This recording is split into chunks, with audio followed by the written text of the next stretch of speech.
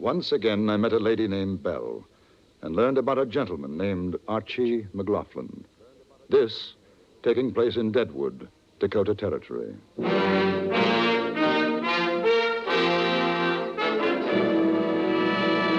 Frontier Gentlemen.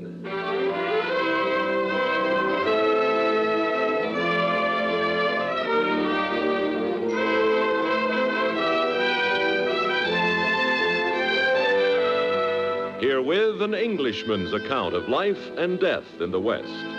As a reporter for the London Times, he writes his colorful and unusual stories.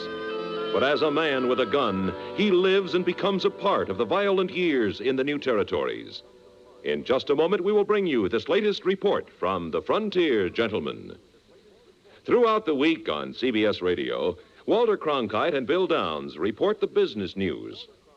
They bring you up-to-the-minute information on price trends, employment, marketing situations, and the stock market. It's information that can help consumers save money, can help businessmen make money. Join us on CBS Radio regularly as most of the stations bring you the business news reported by Walter Cronkite or Bill Downs.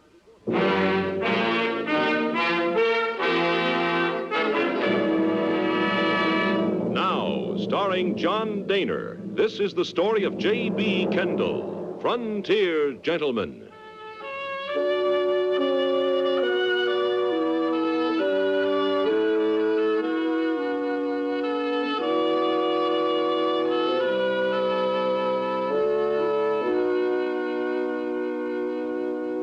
The tent had been set up on Main Street in the heart of what is known as Deadwood's Badlands District.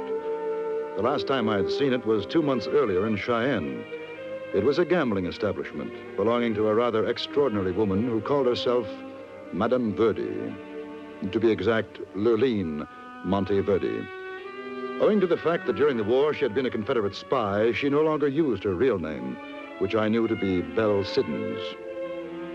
It was mid-morning, a comparatively quiet hour in Deadwood as I strolled toward the tent. Off to one side, I saw the wagon that had been converted into a type of omnibus, and which served as Miss Siddons' living quarters, complete with lace curtains and satin cushions. At that moment, the wagon door opened, and she stepped down. Mr. Kendle. Well... Mr. Kendle, how nice to see you Well, I'm again. delighted to see you, Madame Verdi. Well, I was thinking of changing to Vestal, but it's still Verdi, Mr. Kendle. Unless we're alone, then I think I'd rather you call me Belle. Yes, thank you. When did you arrive in Deadwood? Last night. The tent has only just gone up. And I hope you have better luck than you had in Cheyenne. Where there's gold fever, there's more than enough business for all. I don't think the gentlemen of Deadwood will object to my presence. When will you open? Tonight. But what about you? Really, I've never expected to see you again. What have you been doing? Oh, not much. Writing my articles, sending them to London, hoping they'll be printed. I should have thought you'd have joined the gold hunt in the Black Hills. No, I'm afraid I'll never make a successful prospector. Oh, what a strange man you are. Will you come with me to the tent? Yes, of course. I want to make sure the tables are ready for tonight. Then perhaps you'll take me to breakfast.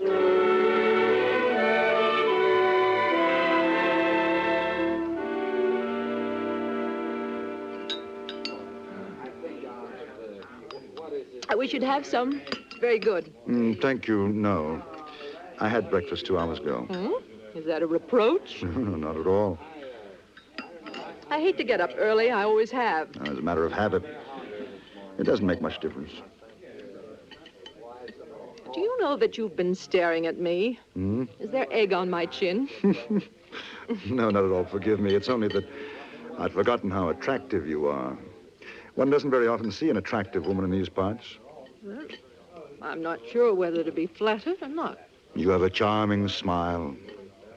It reminds me of the Mona Lisa, a little obscure. One can never be sure why she's smiling. Probably holding a pat hand.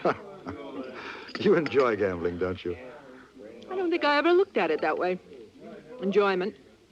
I gamble because it's the most convenient way to make a good living. Oh, I think there's more to it. Curiosity isn't healthy in the West. Haven't you learned that yet, Mr. Kendle? Well, I'm a newspaper correspondent. Is that why you're interested in me? Oh, you are a lovely woman who says one thing with her lips and something altogether different with her eyes. Now, that intrigues me. All women do that. No, they don't. Not in Dakota Territory. They're a little more obvious. You know, in some ways, you're like my husband. Knew Hallett. I think I told you about him. Yes, you did. He was a very direct man. I think he would have liked you. Don't turn around. There's a gentleman wearing a badge coming over to the table. Oh? Morning. Good morning. Name's Boone May. I'm a peace officer here in Deadwood. I take it you're Madam Verdi, ma'am? That's right. Mind if I sit down a minute? Not at all. Thank you. You're that newspaper man, Kendle, ain't you? Yes. Hey, you was pointed out, that's how I knew, savvy? Well, ma'am, I seen the posters your boys been putting up around town. Went over to your establishment. They said where I'd find you. It isn't against the law, is it? I mean, putting up posters? Oh, shucks, no, ma'am. I just figured I wanted to get acquainted is all. That's very friendly. Don't you think so, Madam Verdi? Very. Well, now, I'm a real friendly feller, madam. Always like to know who's new to Deadwood. Of course, seeing you and all, I'm kind of surprised that a lady sets up business in the Badlands. That's the roughest territory in town. You know that? I'm not a lady, Mr. May. I'm a gambler. I was told that my situation is the best corner on Main Street. That's why I took it. I'm paying a very high rent. I hope that I haven't been misled. Well, now, ma'am, if it's business you want and you don't care who gives it to you, you'll do fine. I thought you ought to know, though, that there's some pretty mean boys will be visiting you. That's where they go, to the Badlands. Then I hope they'll become patrons. Yeah. Well, I reckon I'll be coming around tonight. Kind of see everything gets off to a good start. I shall look forward to seeing you, Mr. May. Yeah. Well, that's good, because I got a feeling you being a woman and all, well, you might need some protection. Now, if I can help, you just give a holler here. I'll be there. You're very kind. So long, ma'am. Mr. Kendle. Mr. May.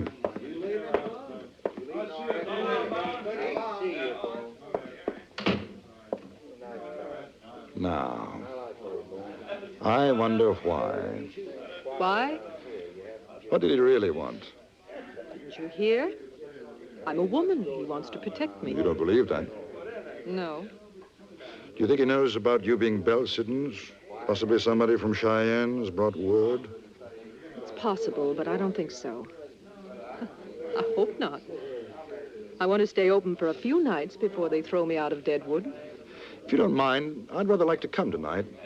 It'll be worth seeing how Deadwood reacts to Madame Verdi.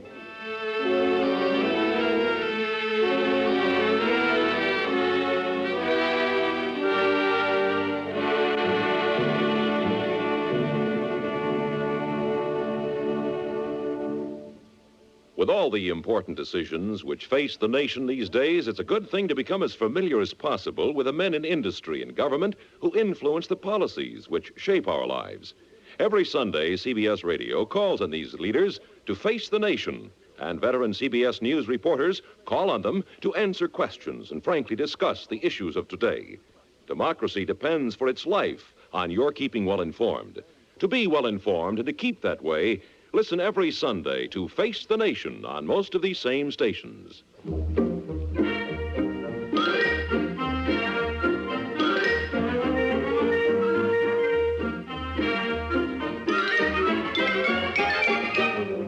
Deadwood's reception of Madame Verdi will long be remembered. She stood on a board and was carried through the entire town on the shoulders of 4 strapping miners. It was a precarious balance, yet she contrived to appear quite regal and an extraordinary woman. The tent was open for business and immediately became filled to overflowing. Belle took her seat at the 21 table and was besieged by a crowd of men willing, anxious to lose their fortunes to the gently smiling dealer. I was standing at the bar, drinking a beer, when I felt a tap on my shoulder. It was Boone May. Say, come on out a minute. I want a word with you. All right. Hold bitch down, Jim.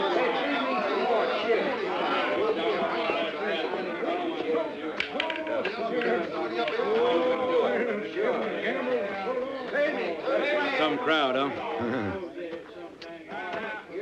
Hey, Mr. Kendle, are you a good friend of the madam? I knew her in Cheyenne. I'd say we're fairly good friends. You want to do her a favor? It depends. And tell her to play it straight. She can stay in Deadwood. I'm not sure I understand. Well, now, I'll tell you. You see, me and my boys, our job is to watch out for the gold shipments. Now, you take some of them stage drivers and shotgun boys guarding the gold, they get a drink too many in them, and, well, they like to maybe talk some too much. Savvy? No. Well, like maybe when a gold shipment's due to pull out of Deadwood. Well, Suppose that talk gets in the madam's pretty ear. Suppose she passes it along to somebody. Suppose somebody holds up a stagecoach carrying a box full of gold, Sammy. I think so. There's fellas in that tent right now, a dozen or better. Bad medicine. I seen them watching us, figuring the odds. Johnny Bull Collins, Laughing Sam, C.C. Clifton, Archie McLaughlin. They'd make it worth her while to talk turkey at the right time. Maybe a split on the take. Ah, now I see what you mean. And you want me to tell her not to do business with these chaps? That's what I mean. Well, couldn't you have told her the same thing? I could. I reckon coming from you it'd mean a sight more. Well, why? Oh, mister, I've seen the way she looks at you. And when a female gets soft in the eyes, she'll listen to one man more than another. She'll listen to you. The way she No, my friend. I'm afraid you're mistaken. Say, I'm willing to make a proposition. You tell her, see? Any of that wild bunch try to deal her in on a holdup. If she gets the word to me first, I'll see she ain't forgotten. Company's setting out the gold to take care of her. Savvy? I savvy, but I'm not your man. How come? I don't know her the way you think I do. You're quite wrong about her feelings for me. Mm-hmm. Mister, you couldn't teach a setting hen to cluck. They're possible. But if you have business to discuss with her, I suggest that you do it yourself.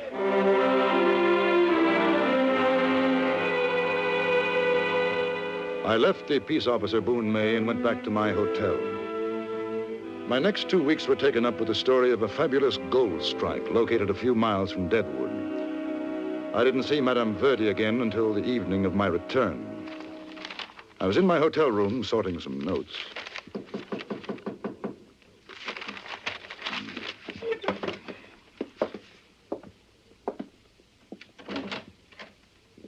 Good evening. May I come in? Yes, of course. Won't you sit down? I was afraid you might have left for good. No, I went up into the hills. There's been a new strike. I heard about it. Why didn't you come back that night?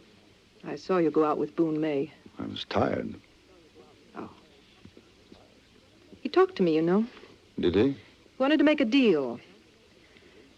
Seems that certain information in Deadwood is worth a lot of money to both sides. The gold shipments? Yes. It's amazing what a man gives away when he's drunk. Well, have you made any deals on either side? Not yet. I wanted to talk to you first. Why? Because you're the only man I've wanted to talk to since my husband died. Money means a great deal to you, doesn't it? Yes. I've never considered living without it. Or with less of it? You sound like a preacher, Mr. Kendle. Do I? What difference does it make whether I deal with McLaughlin or Boone May or both? The road agent, Archie McLaughlin? Yes. He's offered me quite a lot. It's a little dangerous, isn't it? Telling me, I mean. No, I trust you. You'd tell McLaughlin when a gold shipment's leaving Deadwood. And you tell Boone May that McLaughlin's going to hold up the stage. I have a feeling that one or the other is going to resent it. You have a very funny way of putting things, Mr. Kendle. Why don't you tell me your first name? It's Jeremy. Jeremy Bryan. They're nice names. But you make them sound so very correct. Just as you are, Mr. Kendle. I'm sorry.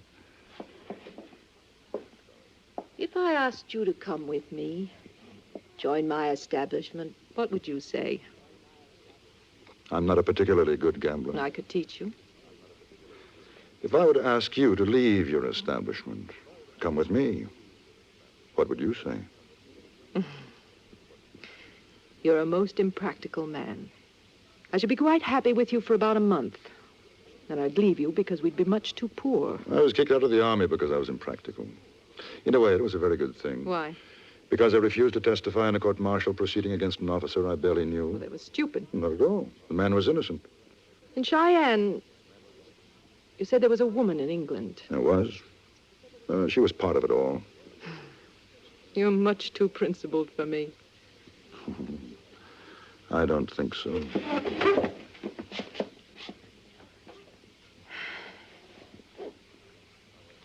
Why did you kiss me? I wanted to see if you'd stop smiling. I'm not smiling.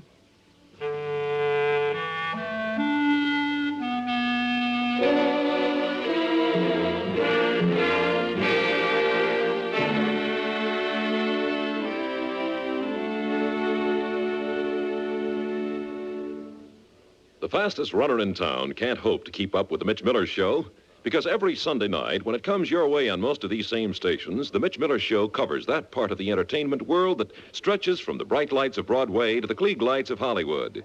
For another all-out, all-star variety edition of the Mitch Miller Show, join us right here at the Star's address when Mitch Miller puts out the welcome mat again.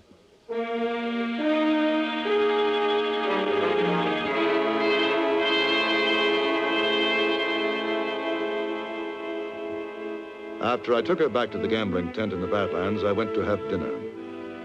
What I didn't know then was that about the same time, two men were riding up to an abandoned shanty in the timber near Deadwood. One of the riders was Billy Mansfield, the other Alexander Caswell. Both were heavily armed. They went into the shanty. A third man was inside waiting for them. He was Archie McLaughlin. How come you're late? We didn't get your message till a short while back. Where's the others? Johnny, Jack Smith. They'll be here, Billy. We making a raid? Yeah. There's a stage to Rapid City tomorrow. She's carrying a box of gold. How much? I don't know, but it'll be worth it. That calico queen of yours, she's sure the... Hey. You shut your mouth, Caswell. She ain't no calico queen. Madame Verdi's a lady, and don't you forget it. Sure, I didn't mean nothing. You didn't mean nothing, Arch. It don't matter. Besides, I didn't get this from her. Johnny Brown heard a shotgun rider talking about it down at Maggie's saloon. Where are we going to take it, Arch? Well, I figure we'll take the coach and whoop up Canyon between here and Rapid City. Well, I know where that is. That's a fine place for it, Arch. We can ride right down before they know what's happening. No sense going back to Deadwood now. Better if nobody sees us till after the job's done. We'll hole up here tonight.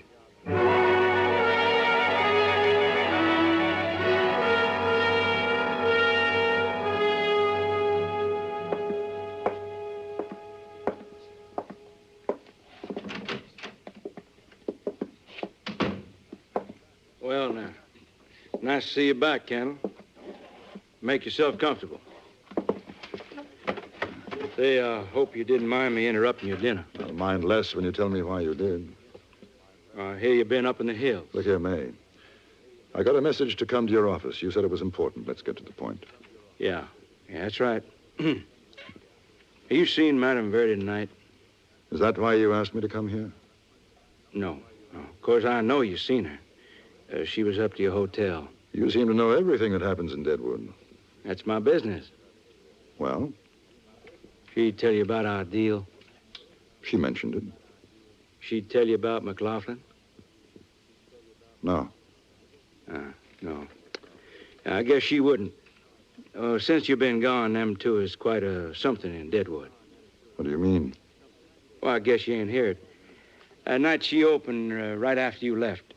Archie McLaughlin got to playing 21 with her. I guess he wasn't up to keeping his mind on the cards because he lost his last dollar.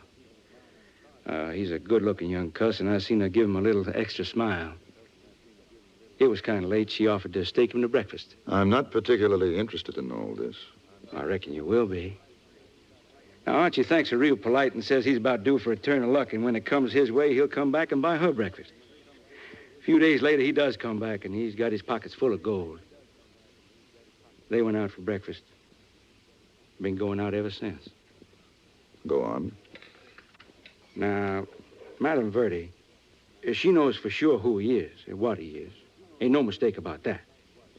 I'm figuring she didn't take my advice about making deals with those boys, savvy? Especially McLaughlin. What's all this got to do with me? You didn't know about them. No. Listen, Kendle, I'm a peace officer. It's same as any other job, except more so, maybe. I got to know what goes on, savvy? Well, she's told me a stage is going to be robbed tomorrow night somewhere twixt here and Rapid City. She say anything about that to you? No. Why should she? I don't know. Is that all? I reckon you know now she's sweet on McLaughlin, don't you? Good night, Mr. May. She says she don't know who's going to do the holdup. And now, if she's double-crossing me, you tell her.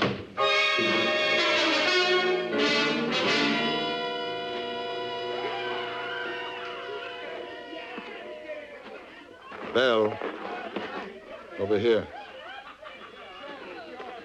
So? Belle, I've just seen Boone May, and he suggests that you don't double-cross him. I think he's talking about McLaughlin. He told you? About Archie? About me? Yes. I suppose I should apologize to him. No, there's no need to. But if you really care about him, I think you'd better start playing straight with Boone May. What do you mean? The holdup you told him about. He suspects something. What? I don't know. Perhaps that you and McLaughlin are working together. No, that's not so. I don't know who's doing the holdup, but it isn't Arch. He would have told me. Honor among thieves. You know, if Mr. May knew what you were doing... He'd probably have me hanged. Why'd you come here to warn me? Why shouldn't I? I'll be writing about you. Oh. Well, there's one thing I'd like to know. Are you very much in love with McLaughlin? I don't know. Perhaps in a way that doesn't mean anything to you. I can't explain. Just be careful. I have to get back to my table now. There's money waiting to be won.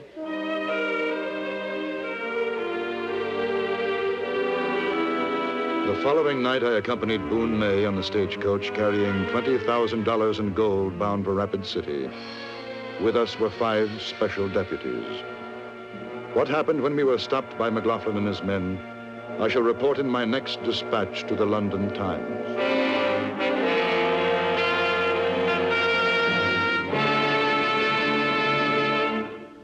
Frontier Gentleman was written, produced, and directed by Anthony Ellis and stars John Dehner as J.B. Kendle.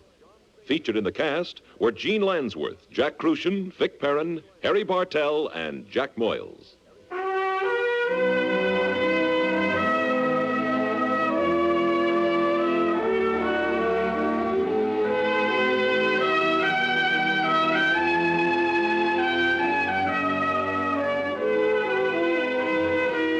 Join us again next week for another report from the Frontier Gentleman. Bud Sewell speaking.